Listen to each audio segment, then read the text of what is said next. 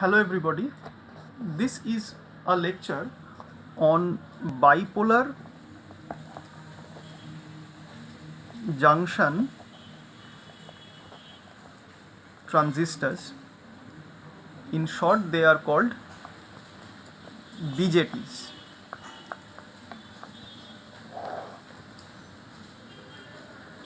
The junction transistors are the most useful semiconductor devices. They form the key elements in computers, space vehicles, satellites, etc., and used in all modern communication and power systems. It is a very useful semiconductor device. William Shockley invented the first junction transistor in the year of 1951, and he showed that it is a semiconductor device that can amplify electronic signals such as radio and television signals. Eventually, it was shown that the transistor can also work as a switch, as like a diode, which is generally having a switching action. We have just come across about that in our earlier videos. And the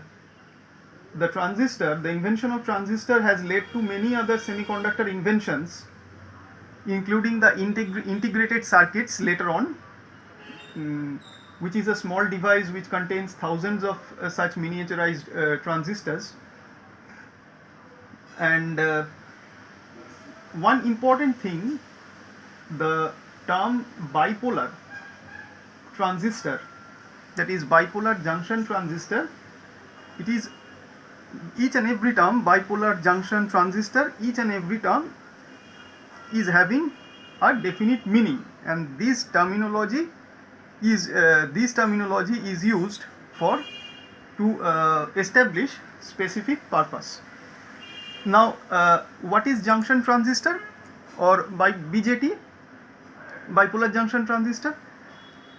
I will later explain you about why it is called bipolar, but initially let us start with the junction transistors. A junction transistor is a solid state device. It is a solid state version. Junction transistors are nothing but solid state version of previously used vacuum tube triode. Probably you have come across these terms, diode, triode, in your study of 10+2 level physics, and those were made up of vacuum tubes, and these devices were used in early 50s, 60s, which eventually were converted to diodes and transistors when the invention of solid state physics came, which explained better the way the semiconductor operation of different devices.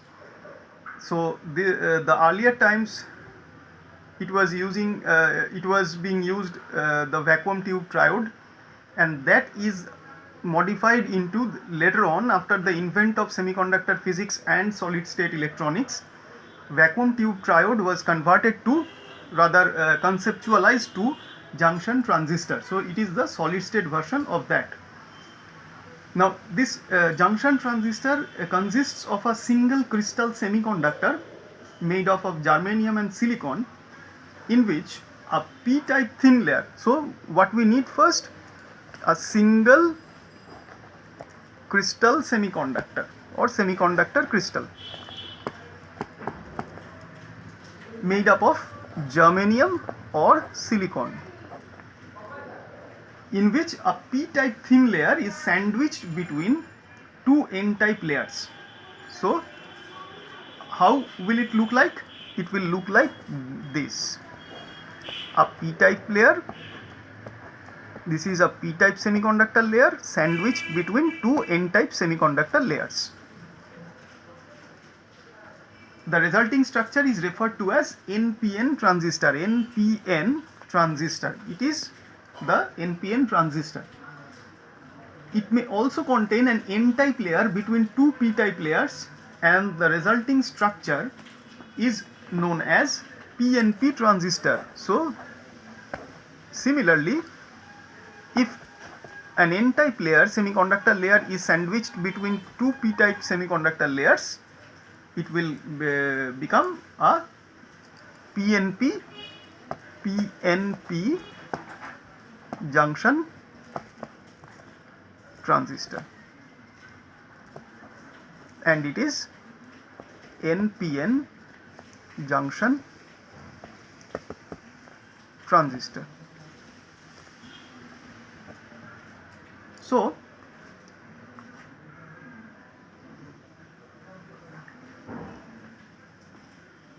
in both type of transistor, the middle portion, that is NPN, whatever NPN or PNP, the middle layer is termed as base, while the two N portions are referred to as emitter and collector. So in this NPN transistor, this portion, this middle portion, this is the base. Here N portion is the base, here P portion is the base, and the other two sides, this side is called the emitter, this one is the emitter for in this case, and other side, other layer, other opposite side layer, semiconductor layer, is called the collector. So this is the collector in this case. And so therefore we have three type of layers. Now the junction between emitter and base is called emitter junction. So this junction between the two layers is called emitter junction. It is the junction between emitter and base, or in short it is called EB junction. Similar to over here, this junction, and the other junction, this one, it is called, the junction between the collector and base is called the collector base junction or collector junction, only collector junction, collector junction or CB junction, collector base junction. In this case, this one is the collector junction or collector base junction. Sometimes it is denoted by JEB, junction EB, emitter base, and it is denoted by JCB, junction collector base. The entire semiconductor made like this is hermetically sealed against moisture inside a metal or plastic package with metal leads coming out for external connections. So the final end product will look like the metal leads will come out like this. This is my E, means emitter, this is my B, base, and this is my C, means collector. Similarly for PNP, this is my E, means emitter, this is base B, and this is collector C. So this is the final end product. In the lab, you may come across the transistor which may look like this, something like this. This may be emitter, this may be base, and this may be collector. It will look like this. So when you will do the practicals, you will be getting familiar with the BJTs in the labs. The shape of the transistors may be different. Sometimes it may be like this, oval shape, or this square shape like this. So in junction, so what we have seen till now, this in the basic construction of or basic configuration of junction transistors. Now I will come to the point of why it is called bipolar junction transistor. In junction transistor, both majority and minority carriers, you know what is majority and minority carrier. The majority carrier means the concentration in a particular semiconductor, if it is an extrinsic semiconductor, either n type or p type, that means the concentration of the carriers which is quite higher, which is much higher than the concentration of other type of carriers. Carriers means either electrons and holes, you know. So if in a semiconductor the concentration of either electrons or holes are much higher than as compared to the other type of carriers, that means mobile charge carriers, those type of carriers which are having higher concentration are called the majority carriers, and the other types are called the minority carriers. All these things you know from your 10+2 physics level. So both majority and minority carriers are involved in the junction transistor in their operation. Therefore they are called bipolar devices or bipolar junction transistors. That means, in short, why the bipolar term is being used? It is being used because of its operation with the help of both type of charge carriers, electrons and holes. That means bipolarity mobile charge carriers, both are useful, movement of both are useful for proper operation of this device. That's why this device is called bipolar junction transistor. Let us now see the unbiased transistor. That means without the application of biasing, you know what is biasing. Biasing is what is biasing? Biasing is the application of external electrical energy or electrical signal provided to a particular electronic circuit or in a particular electronic device to fix its proper operating condition, which is called DC operating condition, in the absence of any external inputs, alternating input signal.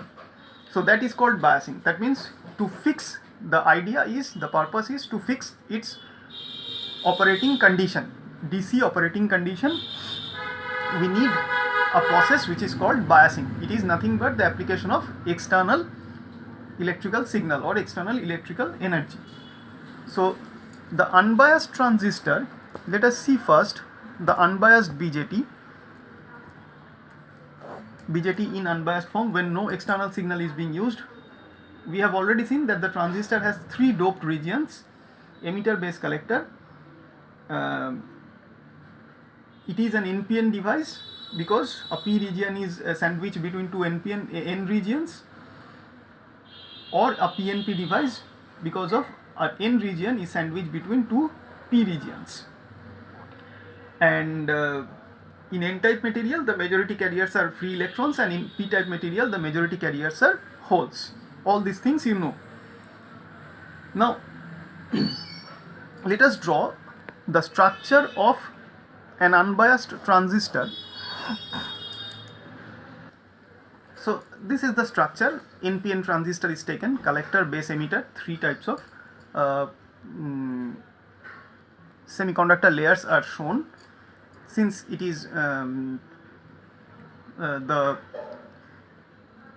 the plus signs are the minus signs are the electrons, they are the majority carriers. Here the plus signs are the holes, they are the majority carriers in the second layer, and in the third layer the minus signs are the majority carriers, they are the electrons. So first layer, second layer, third layer, and the encircled entities are the immobile ions.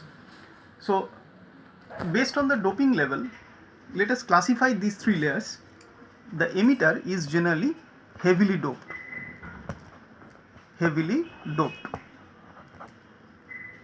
On the other hand, the base is lightly doped.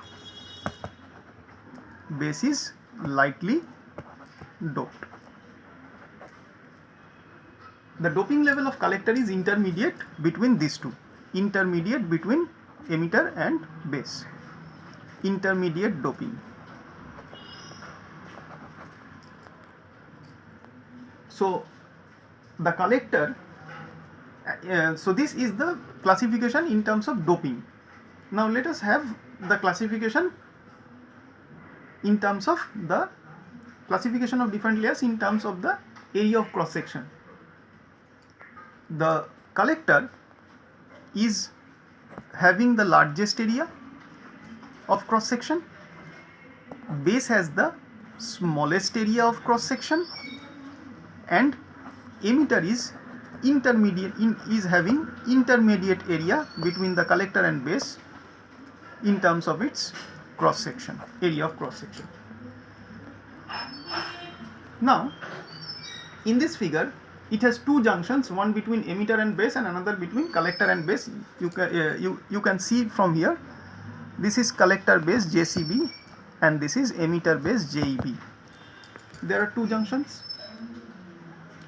Because of this, the transistor will look like here as two back-to-back diodes. That means, you know, diode is having one junction, it is having two junctions. That means it is like two connected back-to-back diodes. The lower diode is called emitter base diode, this one with junction JEB, or emitter diode alternately. So this may be called emitter diode. That means this one, and this one is called collector diode. Collector diode. So this it is something like two back-to-back diodes connected with each other. Now let us see what is happening before and after diffusion. Because why the process of diffusion? You know what the process of diffusion?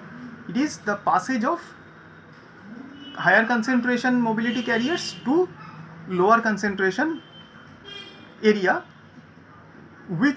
where the two areas are subdivided, are sharing a common boundary or sharing a common interface, and across that interface, across the two sides of the interface, one side is having higher concentration of mobile carriers and at the other side the same carriers are having with lower concentration.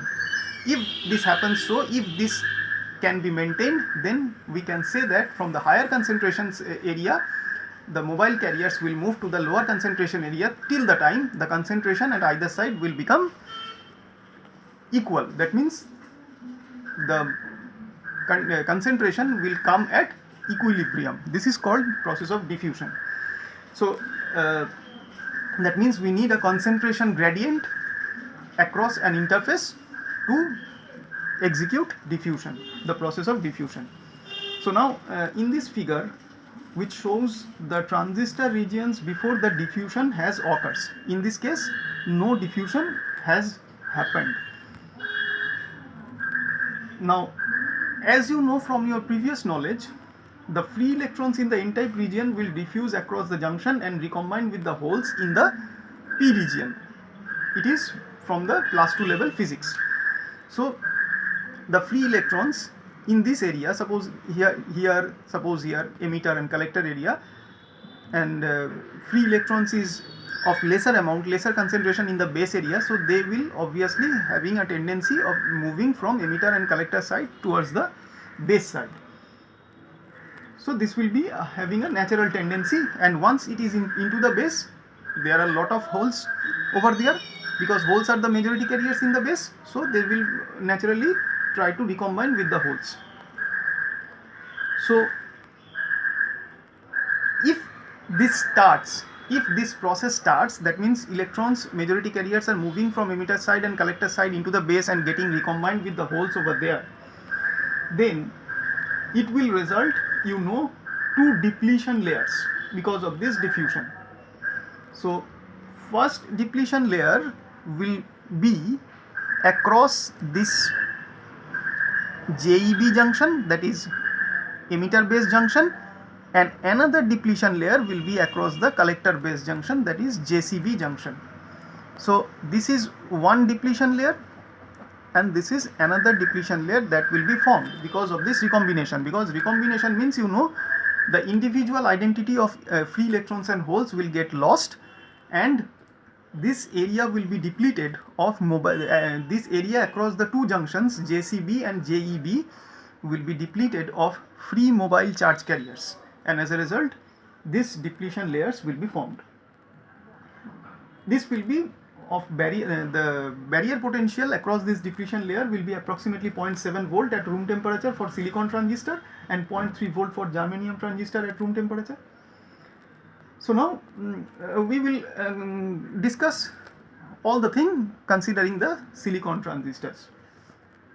So this is now the idea of unbiased transistor. Now let us see what happens when we are applying biasing to the transistor. So let us start discussing about biased transistor. An unbiased transistor is like two back-to-back diodes, each diode having barrier potential, just we have seen. Now when the biasing is being applied over here, that is it is made the biased transistor. So let us first draw the diagram. So this is the diagram of a biased transistor. This is NPN transistor. So P side, this is obviously the base. Base is connected with a biasing voltage denoted by VBB, base bias. The biasing voltage is applied between the base and the emitter. So the voltage across base emitter junction is denoted by VBE, and the resistance connected at the base terminal is RB, that is called base resistance. And another voltage source that is being applied between collector and emitter denoted by VCC, along with a resistance RC which is called collector resistance. This biasing is done between the collector and the emitter terminals. So the voltage measured between collector and emitter terminals is denoted by VCE. So this is the configuration of a bias transistor. The minus sign that is shown over here represents the free electrons in the emitter area. The heavily doped emitter will do a certain job. What it will do? It will emit or inject free electrons into the base. That means, hence it is called emitter, because it will. Why the name emitter has been given? Because emitter will emit free electrons or electrons as majority carriers for a NPN BJT. They will emit or inject free electrons into the base. The lightly doped base area, base is having lightly doped. I have already told you, is having a specific purpose also. What it will do, it will pass the injected electrons from the emitter side towards the collector side. So the electrons will be emitted from here into the base, and the base will do what? It will just push those electrons into the collector side. The collector is so named, the name of the collector is given as such because its job is to collect or gather most of the electrons from that is being pushed from the base. So that's why this name collector has been given. So in this diagram, it is a usual way of biasing a transistor. The VBB source forward biases the emitter diode. That means the diode made between base and emitter terminals. That means the base emitter junction is getting forward biased. You can see from here, because the plus side of the VBB battery is connected to the P of BJT, and inside of BJT termed as the emitter is connected to the negative terminal of the source. So VBB forward biasing the base emitter junction, and the VCC reverse biases the collector base junction. That means this plus is connected to inside. That means it is reverse biasing. It is reverse biasing the collector base junction. That means one junction, emitter base junction, is forward biased and collector base junction is reverse biased as per the given diagram. So this is the general way for normal operation of transistor. This is the general way of doing the biasing for a transistor. Although other biasing methods are possible, but primarily forward biasing the emitter base junction and reverse biasing the collector base junction produces the most useful results. So let us now see the circuit representation of a transistor. Usually the letters E, B and C are used for emitter, base and collectors respectively for a BJT. These letters are being used. So if we want to draw the circuits, so this is the circuit representation of an NPN transistor with reference polarities of voltage and current directions. You can see that this is emitter, this is collector and this is base terminal. Base is grounded. The voltage between emitter and base is denoted by VEB. Voltage between collector and base denoted by VCB, and voltage between emitter and collector denoted by VCE. Collector and emitter denoted by VC, because this side is minus, this side is plus, so that's why it is VCE. So these are the three voltages, and there are three currents also. The emitter current is denoted by IE, directed from emitter into the transistor. Base current directed from base into the transistor, that is IB. Collector current directed from collector into the transistor, denoted by IC. So there are three currents and three voltages with reference polarities are shown for an NPN transistor. Here the arrow on the emitter terminal, that is this one, the arrow on the emitter terminal represents the direction of current flow when the emitter base junction is forward biased. So I repeat, the arrow on the emitter terminal represents the direction of current flow when the emitter base junction is forward biased. Thus the current that is entering the transistor through the emitter terminal in case of PNP transistor will be, it is leaving the transistor through the emitter terminal for an NPN transistor. That means this arrow will be just the opposite for a PNP transistor, unlike an NPN transistor. In both types, the emitter, base and collector currents are denoted by IE, IB and IC, and they are taken to be positive when the currents are flowing into the transistor. That means here in this case you can see that all are directed into the transistor, and hence they are taken as positive polarities. The voltage drops from emitter to base, collector to base and collector to emitter are represented by different symbols. I have already told you VEB, VCB and VCE. These voltages are taken to be positive when terminal accordingly is indicated by the first subscript is positive. That means with respect to the terminal indicated by the second subscript. That means if we want to write VCE, that means it will give you VC minus VE. That means VC will be at a more positive polarity than VE. Okay. If it is written as VEB, that means it is VE minus VB. That means VE will be at more positive polarity than VB. So this is the general convention of writing the voltages with its subscript between two terminals of a BJT.